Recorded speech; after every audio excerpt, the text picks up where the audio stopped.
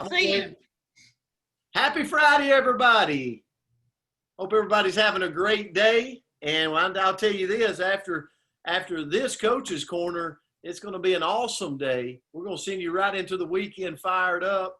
So I just want to set a little groundwork because I know we got some guests joining us for the first time. So myself and Coach Myra Miles from the University of Tennessee started to do this Coach's Corner. We decided it's kind of one of those ideas right when COVID hit that we were just going to pick a word a day and bring some light to it and start a community. And I want to tell you, it's been an absolute blessing. We do it every Monday through Friday at 9 a.m. Central Standard Time. And this is recorded every day to my business page, Brent Palmer Biz on Facebook. But I challenge you, if you're a guest, feel free to join us. Any Monday through Friday, we'd love to have you. And this community has grown, and it's just been an absolute blessing from God that this has been a part of my life for the last several months. So, Coach, we're going to kick off today, and we're excited about our guest. And I know I am just fired up. This former football coach is excited to hear from him. So I'm going to turn it to you.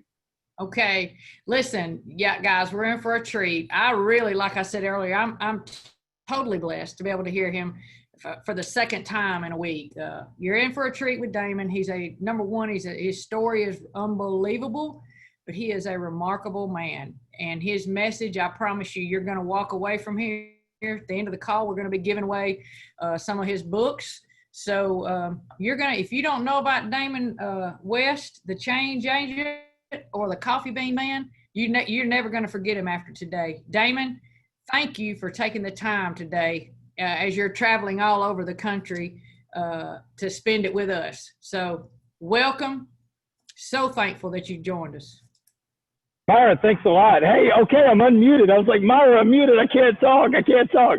Thank you so much for having me on today, y'all. Seriously, look, I love talking to coaches. I love talking to people in athletics because teams and sports, we learn so much about life and character through sports. And so anytime I get a chance to reach out and talk to coaches and athletic directors and athletes on any level, I'm delighted to do it. My life, I've got opportunities today that, I call them God things, man. God's opened so many doors for me in life. It's unreal.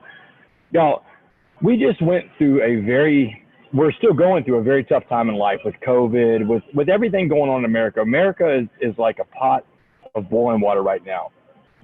And, this past summer has been as hot as it's ever been on record. No one alive can tell you what's going to happen next. We just don't know because no one's ever been through something like this before. We don't control those variables, but what we do control is how we respond to those variables. I'm going to take y'all back to a different, very hot summer in my life. It was the summer of 2009. We'll go back to May 18th, 2009. I'm standing in front of a jury in Dallas County, Texas. And this jury has just listened to 6 days of overwhelming evidence of my guilt, of the crime of engaging in organized criminal activities to commit burglary of habitation. You see, I was a meth addict, breaking into people's houses. These burglaries went on for 3 years. And this jury is looking at a guy across from them after 6 days, y'all, of overwhelming evidence, y'all. But this jury is looking at a guy that had everything going for him in life. I mean, a star high school football player, played Division I college quarterback at the University of North Texas, went on to work for Congress, worked in Wall Street, worked for a guy running for president, got hooked on meth, started to break into people's houses. And, the burglaries, the scope and depth of these burglaries went on for 3 years.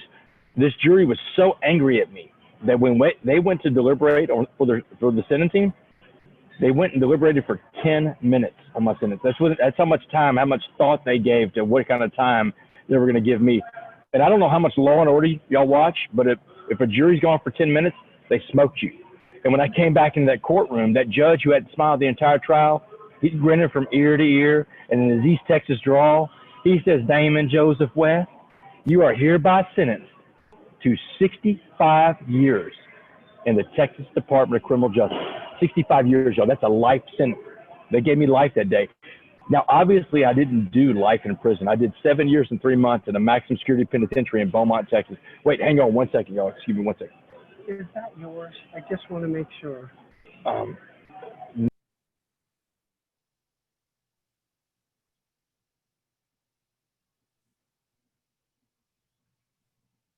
Okay, sorry about that, y'all. I'm in the airport right now. Getting ready to fly to go talk to University of South Florida's football team. So obviously I didn't do 65 years in prison. I did 7 years and 3 months in a maximum security penitentiary in Beaumont, Texas. But that day, May 18th, 2009, I had no idea I would ever make parole. I thought I would do the rest of my life in prison. And after the trial was over, they gave my parents 5 minutes with me in this little room. It's got a bulletproof glass right there. They're on the other side of that glass. And my mom and my dad walk in. I come from a great family, y'all. I mean, my parents are still married to this day. Been married for 52 years. So I didn't come from a broken home. And this is my first felony conviction ever. And so my mom does all the talking. And she says, baby, she said, debts in life demand to be paid. She said, you just got hit with one hell of a bill from the state of Texas. She said, but you did the things they said you did at that trial, Damon. So you have to go and pay that debt to society. She said, but you owe your father and I a debt too. She said, Damon, we gave you all the opportunity, love, and support to be anything you wanted to be in this life. And that's how you repay us, what we saw in that courtroom.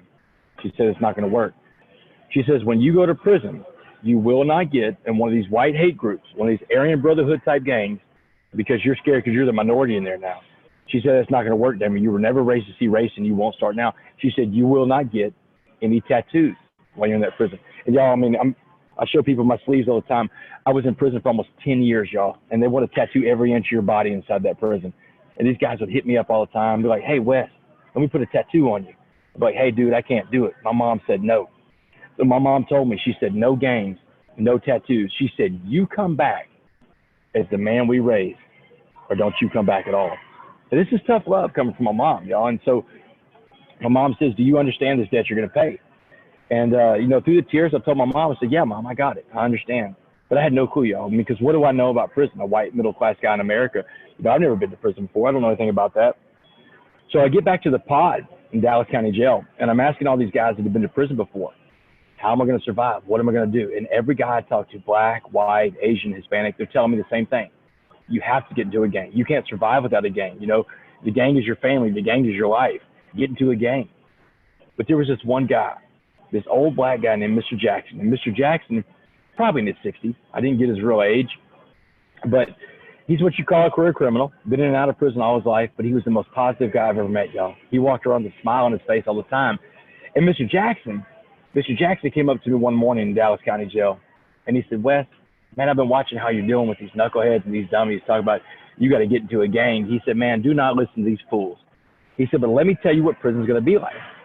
He said, the first thing you need to understand about prison is prison's all about race. He said, race runs the entire institution. He said, and because it's about race, when you get to prison, you have to fight all the white gangs first. And if you survive all that and you don't give in to their ideology of hate out of fear, then you'll fight the black gangs too, because they're going to come after you.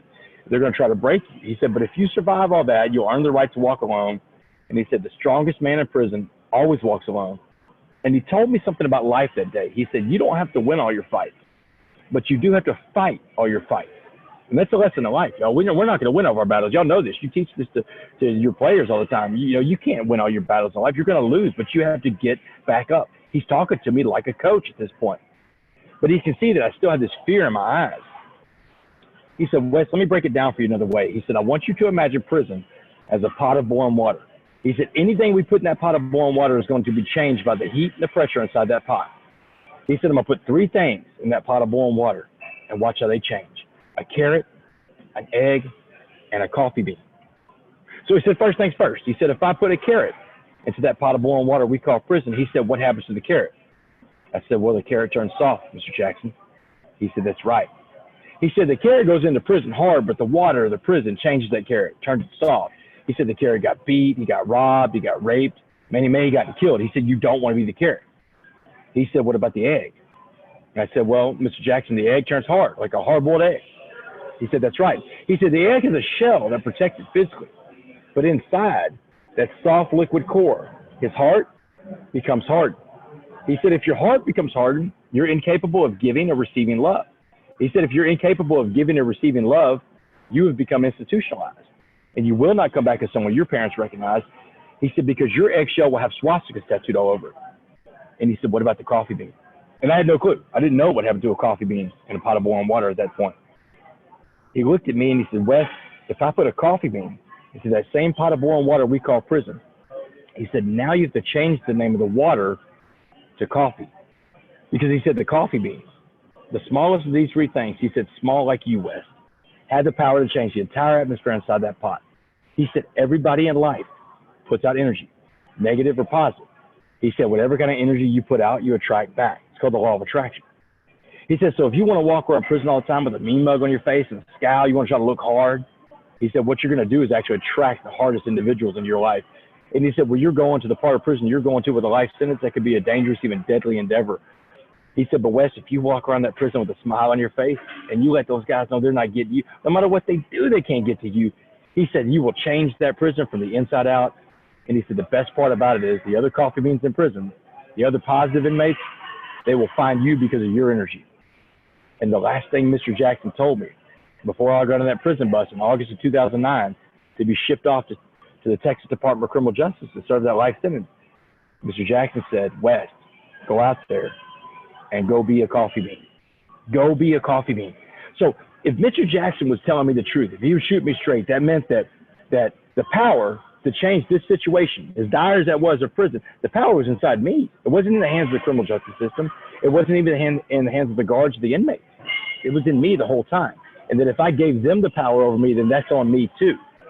And if he's telling me the truth, if he's really shooting me straight, that means that maybe I won't just survive in prison, but maybe I could thrive inside this prison.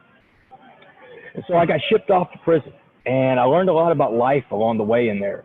And it was hard. I mean, I'm not going to lie to you. I mean, in my book, The Change Agent, the first 2 months of prison are chronicled really well. I mean, it took me 2 weeks to get through the white guys, and I lost most of those fights. I tell people all the time, I probably got in 36 fights in the first 2 months, and I physically lost 75% of those 36 fights. That's a lot of butt kicking. But I won every one of those fights because I showed up. That's what Jackson said. You have to show up and fight every day of your life. And so I kept doing that over and over again, kept showing up. After about 2 months of this fighting, I ended up on the basketball court to earn some respect out there. I'm fighting the black gangs at this point. So if I'm gonna fight these guys every day, I'm gonna do it playing sports because I'm an athlete. And after about a week on the basketball court, these guys finally let me in. They finally accepted me, and the violence was over. Once the threat of violence was gone after 2 months in prison, I got to work on myself, and I found out how to become that coffee bean. And it was just in time because I was becoming that egg. Prison is a hard environment. It breaks you down. Fear becomes so pervasive inside that prison. That's what people live on, fear and a lack of hope.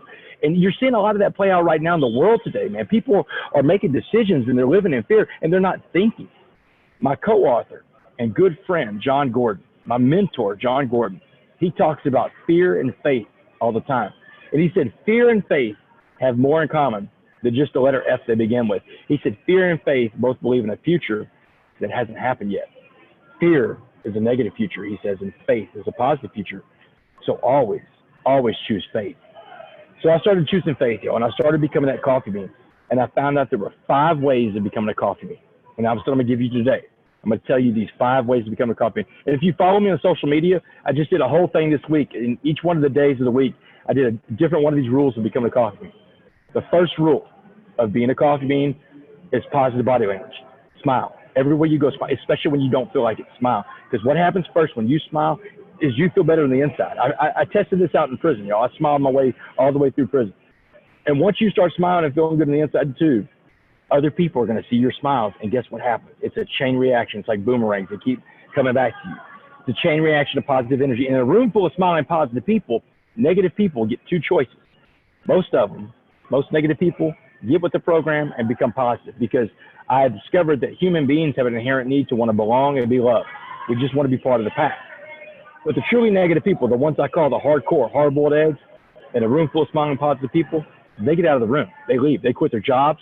They quit the team. They don't hang around the water cooler anymore because no one's there to gossip with them. And that's okay. We're not going to take everybody along for this ride, but we have to have positive locker rooms, positive teams, positive huddles everywhere we go. Thank you, sir. Sorry, my food's come. We have to have positive locker rooms, positive teams, positive huddles everywhere we go. So smile. It starts with your smile. The second rule about becoming a coffee bean is getting up every day and working out in 3 areas. Y'all, I ran into people in prison. These guys, these athletes in there, they were in such physical shape. These guys were like physical gods. They could play in the NBA. They could play in the NFL. But all they did was work out on their bodies. They never worked out on their minds. They never worked out on their soul. And if you want to be a coffee bean, a complete human being, you're going to have to work out on all three. Spiritually, mentally, and physically, get in shape every day. That's the second rule about being a coffee bean, is spiritually, mentally, physically work out every day. My spiritual workout, I'll give it to you. I get up every day and I say the same prayer that I've been saying since I was in prison, and I learned how to pray. I say, hey, God, put in front of me what you need me to do today for you, and let me recognize it when I see it. And I don't ask for anything else from God, because I have to trust that if I'm taking care of what God needs me to do today for him, then he's going to take care of my needs. Not my wants, but my needs. That's a whole different conversation, wants and needs. And then mentally means, what kind of books am I reading? What kind of videos do I watch? What kind of websites do I go to? I mean, how much of the news am I sitting there watching? Or am I watching enough news to where they scare the heck out of me every day? I've got to turn that off. I've got to regulate that. Social media, I've got to watch how much social media. Is social media taking me away from my family and what's important in life?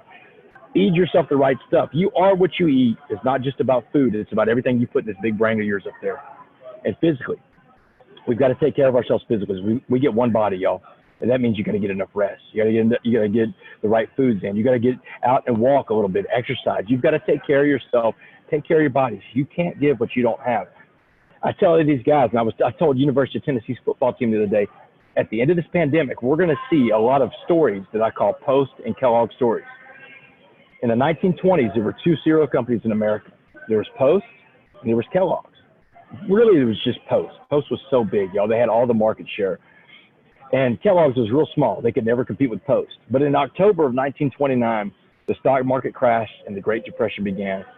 And when that happened, Post, that big juggernaut of a cereal company, quit doing the things that made them great because they started living in fear. They stopped marketing. They stopped running radio ads. They stopped inventing new cereals. They fired a lot of their staff. They laid a lot of people off. But Kellogg's, that small little company, saw what was happening, and they saw opportunity. And that's what we have to find. We have to find the opportunities inside of adversity. And Kellogg's did that. They put more money. They put all the little bit of money they had into radio, marketing, research and development. They invented a new cereal during this time called Rice Krispies. Y'all have eaten Rice Krispies. You know what I'm talking about. And by 1933, 4 years into the Great Depression, Kellogg overtook Post as the biggest cereal company in America, and they've never looked back since. And at the end of this pandemic, we're going to see athletic teams. We're going to see people that took advantage of this time during the pandemic and got better. And then we're going to see the ones that sat back and just said, hey, you know what? I don't have to work anymore. I don't have to work as hard anymore. I'm on vacation. You're not on vacation. Every day it's time to work. The third rule about being a coffee bean.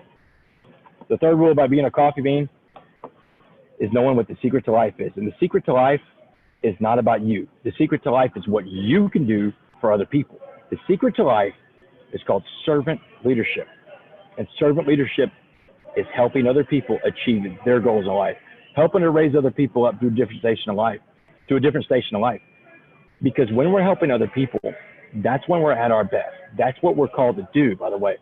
And every one of us has the power to impact another human life in a positive way. I'm reminded of a story about Mr. Rogers. Mr. Rogers, the children's television show guy. And I'll admit, I used to watch Mr. Rogers in the 70s and 80s growing up as a kid. He's a little goofy sweater and his little shoes. But I love Mr. Rogers.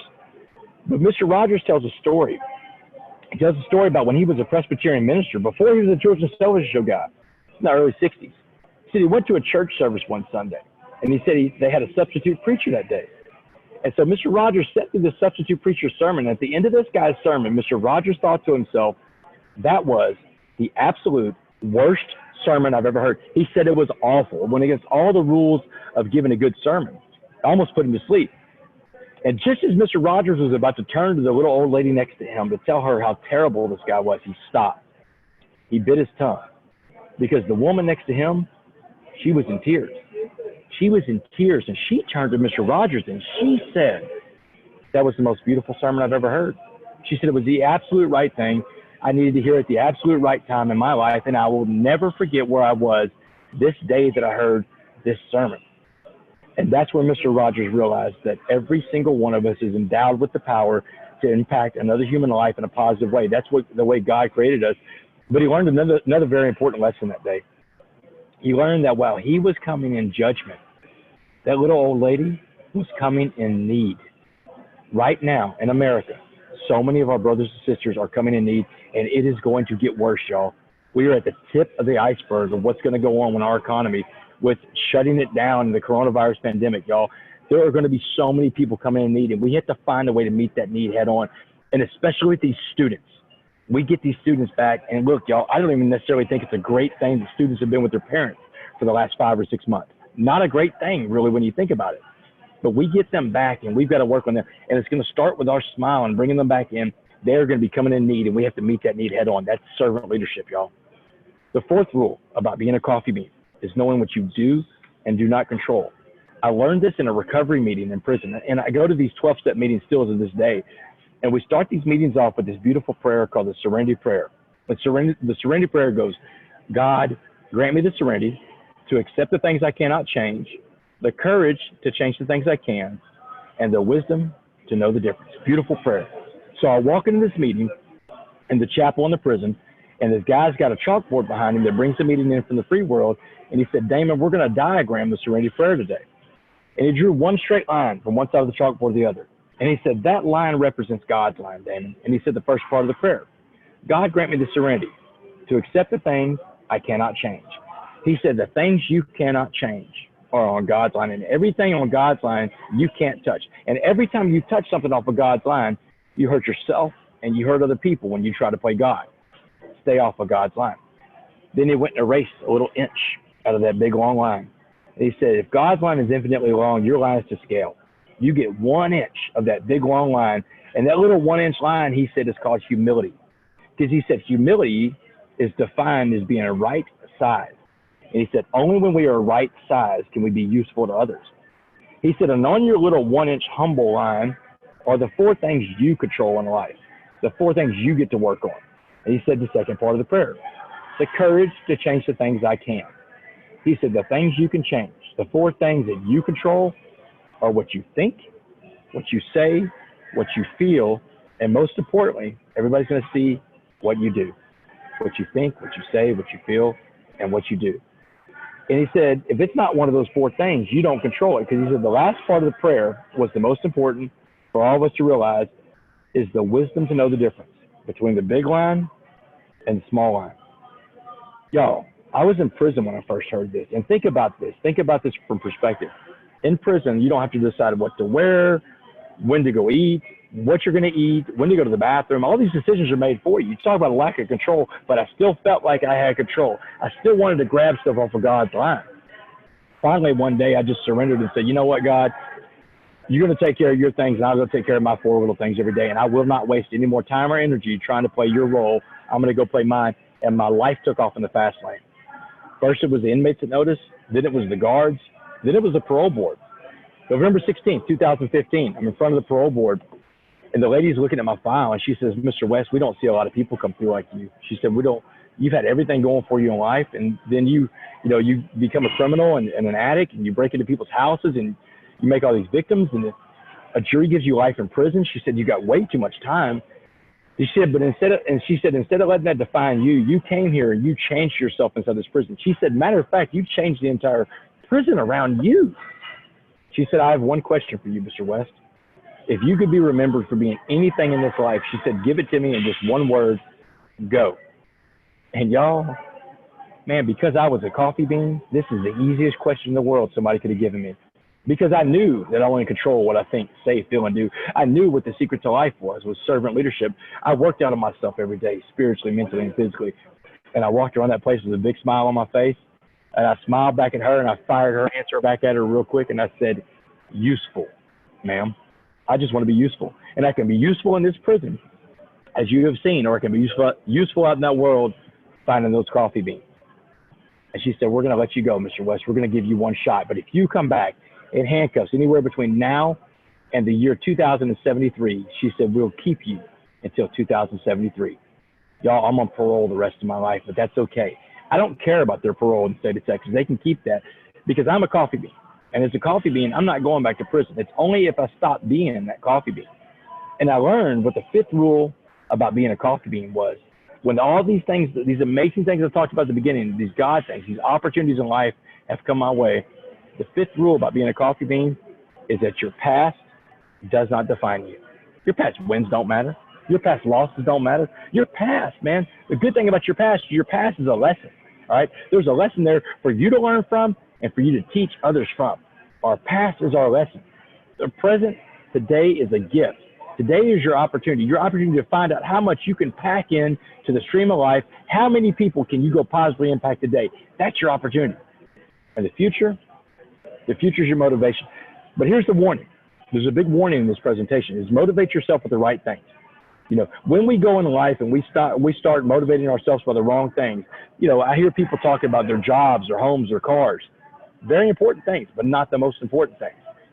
When we start putting our value, our self-worth, our identity into these kind of things, we set ourselves up for failure, and you set yourself up to be in prison. Listen, y'all, today I'm a criminal justice professor at the University of Houston. I went back and got my master's. I'm a professor in college now. I teach a class called Prisons in America, all right? And I lived in a prison in America for almost 10 years. You know, just 4.5 years ago, I was still in prison.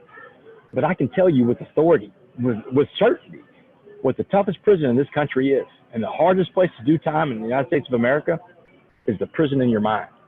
I meet more people out here in the free world that are locked up than I ever did when I was in prison, because more people are in prison by their thoughts and by their things than by steel bars and barbed wire and concrete. Do not become a prisoner in your mind. If you will put your value and your identity and your self-worth into things, well, here's what I put mine in.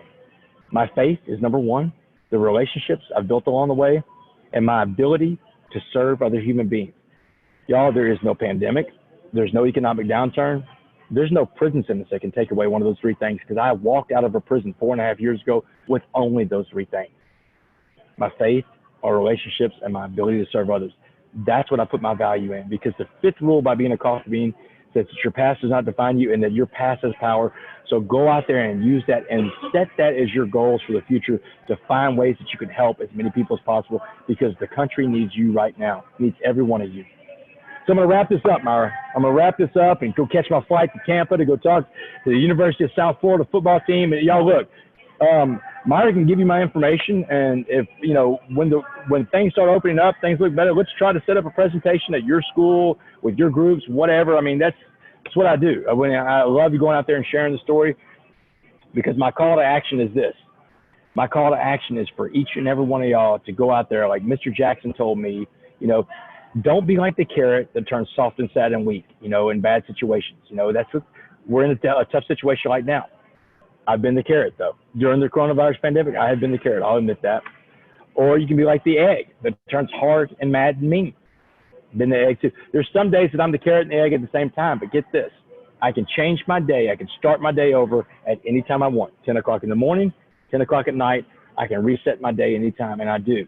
Because I know that I have that choice, and I have that power, just like each and every one of y'all inside me, to be like that coffee bean, that little bitty coffee bean that jumps into that pot of boiling water called life and says, you know what, turn it up, I've got this. And the longer the coffee bean sits in that pot of boiling water, the stronger that pot of coffee is going to be, y'all. So my call to action to you is the same one Mr. Jackson gave to me when I was getting ready to go into a physical prison 11 years ago, and it's this. You go out there and you go be a coffee bean. Y'all, thanks a lot. Myra, thank you for letting me talk today. Hey, that was great, Damon. Thank you so much for sharing with us. And, you know, everybody on our call, we do have some coaches, but we got a lot of network marketers, we got business people. So, but we kind of preach to this group that we're all coaches every day of our life. And you bring it every day. Just thankful for you. Guys, here's his book, Coffee Bean. Here's his other book, The Change Agent. We're going to give one of these away to everybody. And Damon, look. Wow. Thank you. You're awesome. You're awesome. And I'll be in touch with you, and we'll grow from this. Oh, Myra, thank you very much. Well, I've already grown. You've given me a purpose today. You have allowed me to be useful. You know, when I say that prayer in the morning, I'm not joking, man. I'm looking for ways to be useful, and you gave me the opportunity to be useful because somebody on this call I really feel like needed to hear that message today. That's how the world works. Well, and Coach Palmer, you want to say any last thing to Coach Damon West before he has to get gone? I like the way that sounds, Coach West. Yeah. Damon, thanks so much. Wow. It's a pleasure to meet you. I've heard a lot about you, and Myra is a dear, dear friend of mine, and useful. That's definitely the way I want to be remembered too. So thank you for your time. Safe travels.